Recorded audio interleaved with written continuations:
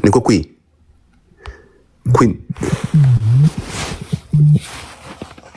Halo? Yo. Zinda bite?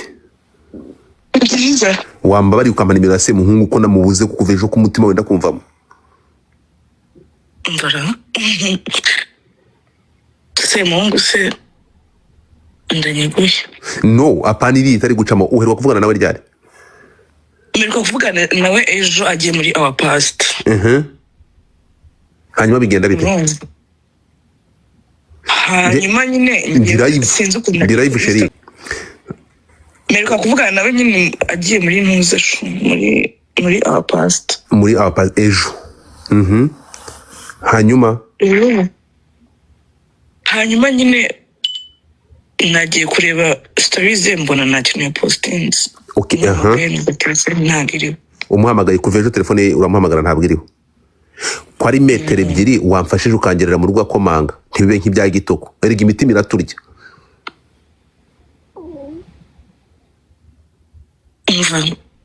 Ndi guhamagara nyine ngo numve nanjye. Oya ndabizi ufite amakuru ikibazo ni ikihe Linda na mini Zinda. Erega ugomba umva uretse gato. Eric ni umushuti wacu. Eric ni inshuti yawe magara niwe uri hafi dore uramutwitiye n'ibyo mutubwira ari byo. Zinda ukuri nukuye. Eric ari. Reka nkubwize ukuri. Jewe ntago nzi Eric hanari. Uko niko kuri kwa mbere. Urumva byutse mbona abantu bamamagara nanjye. Eric sinzi hanari, Eric sinavuganye nawe. Eric sinzi nta kintu kimwe nyine nzi. Muri si Kigali baye uretse gato. Kigali baye New York ku buryo umuntu dushobora kukuveje umuntu dushobora kushaka tukamubura. Ukabutaza hanari muri 0 metre muturanye sheri. Okay, aho arahazi ariko ntagushaka kuhambwira. Byo birumvikana. Ntago mazi cyane. Ntago hazi. Niko kuri ntago mazi. Yego. Nk'umushuti wawe ubundi iyo atari mu rugo bari he. Ibi ngibi bisanzwe ba ku buryo Eric ava kuri telefone akabura niba mu rugo adahari. Kuko umwana umuntu avuye mu rugo nta uri mu rugo. Kandi urabona ngiye. Nanjye nyine kuko umva byagucanze, nanjye byancanze. Ko umva byagucanganyishije niko nanjye byancanganyishije. Ntago mbyumva nanjye. Na telefone ye ntagiri. Ntago namenya nyine ngo ari he. Undi muntu wa hafi ninde utari wowe wa semuhungu twahamagara tukabaza cyangwa watubariza nawe ushobora kubaza undi muntu we wa hafi close kuri inshuti nyinshi no ndavugira magara nkawe ngo mubaze nta wundi muntu uzuri close kuri we nkawe ushobora kubaza ariko twese turi abashuti turi kumwe n'abandi nabo bakaba batazi uko bimeze uragira ngo kwene mbigenza gute uko umva nyine byagucanze niko nanjye byancanze. Eric ntago sinarindi kumwe nawe sinamenya ngo arahangaha cyangwa arahangaha. Ejo uvugana nawe wavuganye nawe kuri telefone wavuganye nawe kuri chat mbere yuko ejo wavuganye nawe kuri telefone ambwira hari ntuzara afite uno munsi appointment afite uno munsi twavuganye nari byo arimo arambwira ambwira yuko agiye muri our past. Yego ambwira ati turaza kuvugana ndambwira ari kicukiro iriya our past yabereye Nyanza. Ntabwo yageze kuko yafatiwe Kicukiro. Yafashwe se kubera iki? Ndi kukubaza kandi ari wavuganye nawe bwa nyuma ndi kukubaza sheri. Jewe nagiye kumuhamagara ninjoro ko nigeze mbona post ziwe our past irangiye. Muhamagaye numva telefone ntagiriho. Nyine ndavusinabyitaho ubungu mu gitondo kubera yuko mbonye abantu barimo barambaza niyo mpamvu nari mbyitayo. Nuvuga ngo singiye mukubajije wenyine singiye mukubajije wa mbere. Nyine buri muntu ari kumbaza ngo Eric ari hehe ntabwo mbizi nese ntabwo ngiye na Eric rigadorana. Ntabwo muhora ariko niwe muntu we wa hafi niyo mpamvu wamagaye Zinda kandi ndatekereza ko amakuru ntabwo wabuye atayazi. Kinshuti niwe babinda impungenge bebe. Zi. Abaya ntabwo mbizi pe ahubwo nanjye nuyamenye ahubwo nanjye guhamagara umubaze. Zinda kuva iwa ugera kwa Eric ni nta minota ingahe? Nta minota irimo. Mbabarira ugiyeyo umbariza umukozi ngo abantu baje gusaka kwa semuhungu bamubajije iki? none se tunumva ahubwo ndusha amakuru ariko se wagiyeyo kuri abantu bagiye ruhande kumusakaga ibiki mbwira nyine basi wo muturanyi okay ndagusabye mbabarira mu kutumara amatsiko no kujya ngo ducibinde ku murongo mbabarira nyarukire kwa semuhungu ndagusabye nkwerereza umushoferi ugiye n'ubarize uvuge ngo mwaramutse abaturanyi ariko ndabizi nawe uratwara mbabarira tugerere kwa semuhungu tumenyera amakuru wasanga turi no kuvuga gutya Eric yiryamye aruhutse sibyo wiseka cyane turi rudira sekuragira muri njyewe ntago nzanarishuru tete wenda abonye uburyo cyabavugisha akabibabwira yuko ndengana ntazahana none se wadufashe okay ndazira kuba ndi inshuti ye nkaba ntazahana izina nk'inshuti ya Godfather ya kera sibyo inshuti yanjye ntago ariko ntago duhorana manza unyumve manza umba service ngiye kugusaba shusho umba service ngiye kugusaba zinda mfasha ngira kwa semuhungu umumpere telefone tuvugane uwo kabyara we kandi uri kumbwira ko adahari gute se kandi ari umuturanyi ndi kukubaza ndebera niba ari we mu rugo imodoka yagize ikibazo ngo umumotari aramufata niwe ndi kuvuga wamufashe ntabwo ndi kuvuga undi muntu aramufata yaba yamugejeje mu rugo ngira kwa semuhungu mbarize umumpe mvugane nawe kandi babarira kabisa niba nawe uri mu rujijo please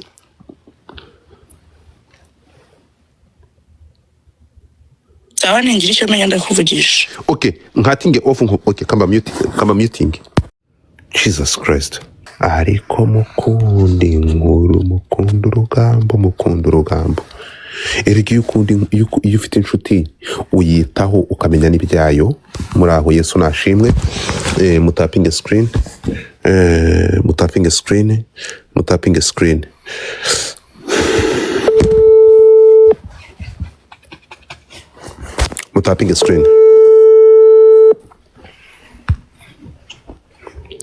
big man. Hello. Yo. Good morning. Meze fresh. Uracyakorana na semuhungu? Uracyakorana na semuhungu? Dukorana bimwe bya traffic. Amakuru wamuhamagariye ko mukeneye byihutirwa? Wamubuze se? Ntabwo namubuze cyane. Wamfasha hari ikintu wamfasha nkavugana nawe? Ntabwo sinzi kuri uwo mubone. Kubera iki ntari bumubone? Ntabwo ari i Kigali. Ari he? Menya yagiye iwabo muri kwa mama wiwe. Hehe? Tuzi ko mama wese aba muri Tanzania. Muri Tanzania cyenda? Ntabwo hakiri muri Kenya, ni muri Tanzania? Ni muri Kenya sorry. Mbwira Kaspi, ndi live man. Wishi? Ndi live. Ariko ibyo biboro narabikujije man no kajya mu magari live turi kuvugana uri kongera live nice urumva ari fresh. Nta byanda no sari ikintu cy'unkubajije. Ariko ntunkupi. Ko bari gukwepa bose. Inshuti za semuhungu ziri gukwepa.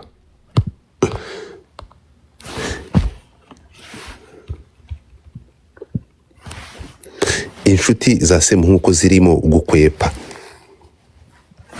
Yagiye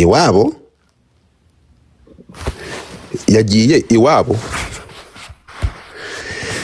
Hey. Allo? Oui. Bango yasubiye i Kigali. Yasubiye i Kigali ryari? Manda ajya bagiye kwibuka ryarira. Bagiye kwibuka babu yahita agenda. Sawa.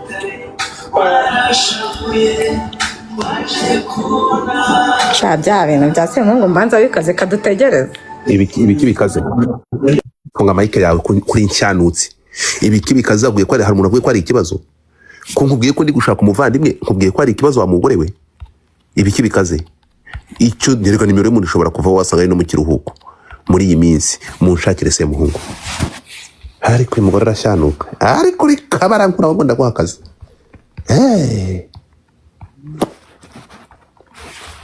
Mutapinge screen. Mutapinge reka bampamagare. Ariko uri kabarankura kabisa. Tap your screen, people. Tap your screen. ujye ubisiga neza bibe bitagize nese ko kare nk'iki werewere ipu waretse urusaku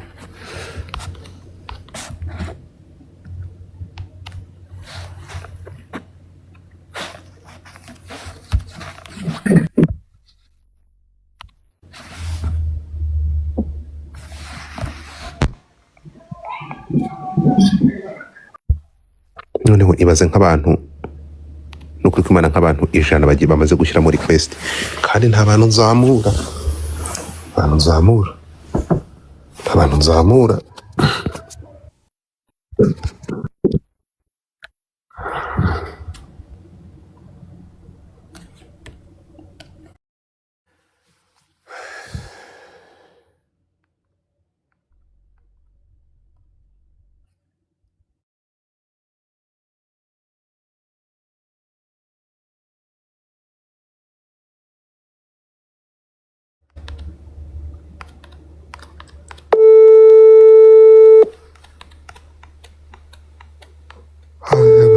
abantu bamwakize muri request zingana gutya mamutekereza ko ribuze kubamanura ko bazamura muvane n'izo request zanyu umuntu tapping screen kandi hurry up mugire vuba kabisa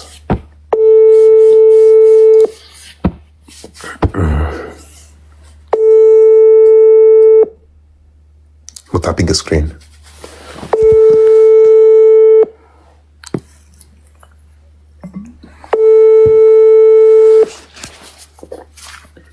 mutapinge screen mwihuta iki kitari kunyitaba mutapinge screen hari ndi bivuga ngo kendo simyitaratora kabaye birakomeye ariko Godfather nakataraza kazaza ngiye ubu ngubu uretse kuba ndi kubarebera mu ubundi iyi nkuru mbere yuko nyitangira reka maze mbarebe gutya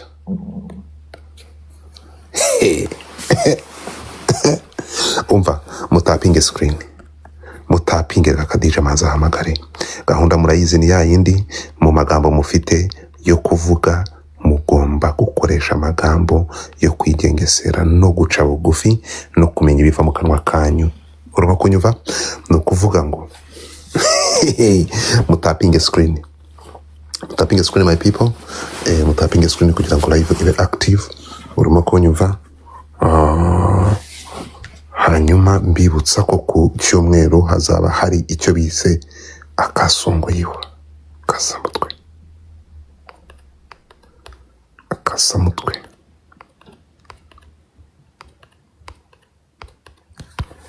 give me a second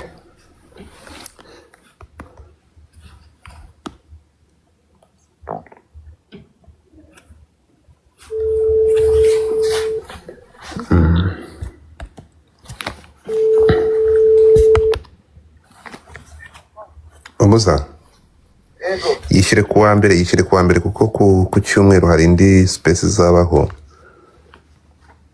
kuwa mbere zaba ari tariki zingahe let me check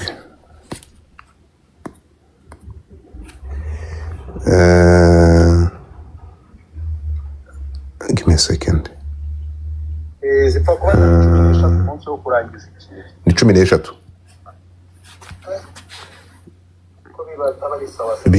bishyire Saturday kuko bishyire ku gatandatu ku cyumweru hari space yindi ntabwo